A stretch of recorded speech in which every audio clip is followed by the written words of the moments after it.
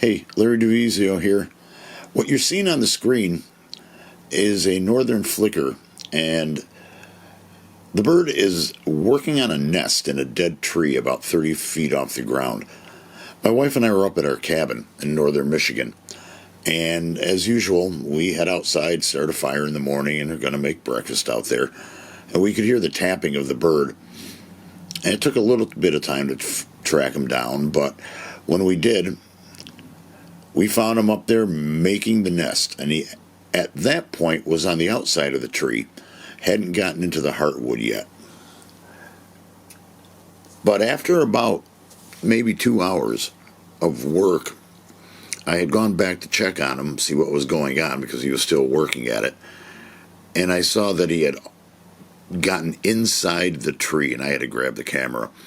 We were quite close to the road, so the road noise was really bad, so I'm just doing a voiceover on this.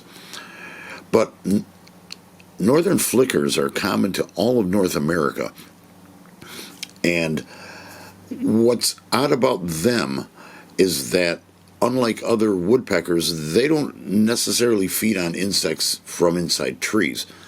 They normally feed on the ground, eating ants and beetles.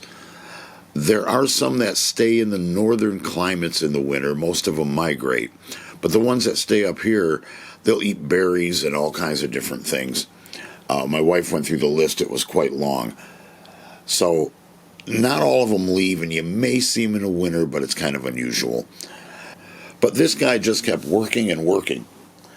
And as he was getting into the heartwood of the tree, you can kind of see around here, you'll start noticing he's throwing sawdust and pieces of wood out, which is really kind of neat. I just thought that was fantastic. Also nearby the tree, and I wish we had gotten this on the audio, was a rose-breasted grosbeak who was calling just continually. His call's described as a upgraded robin call. It's really sweet. But if I can, I'll put that in here for a little bit. But yeah, this northern flicker, it was just really neat watching him work on the tree. They have a single brood each year, and they can have anywhere from 5 to 8 offspring. I went up about a week later hoping to find a nest occupied, and there was nothing. Maybe I went in the wrong time of day, or maybe whichever bird this was, and we never saw the chest of the bird, which is how you can tell the sex. So I don't know if this is a male or female. But whichever one it was, maybe I hadn't found a mate yet. But it was neat watching it either way. I'm going to be heading back up again and keep checking on it, because the chicks will stay in the nest for anywhere from 24 to 28 days. So that'll give me a window of opportunity actually to get some video. I would love to be able to get up there and get my camera on there and see a bunch of little heads looking out at me. That would just be beyond belief. But yeah, this guy just worked and worked, and went on all day.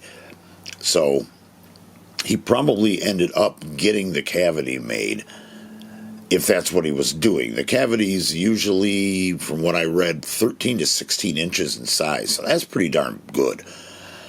But sometimes, apparently, these woodpeckers, all woodpeckers, will make decoy nests, so that way predators will be confused as to which one is actually theirs.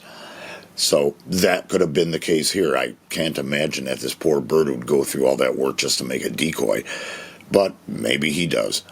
But either way, northern flicker in Upper Michigan, May 22nd, 2018. It was just a joy to sit and watch him. So I hope you enjoyed the video a little bit.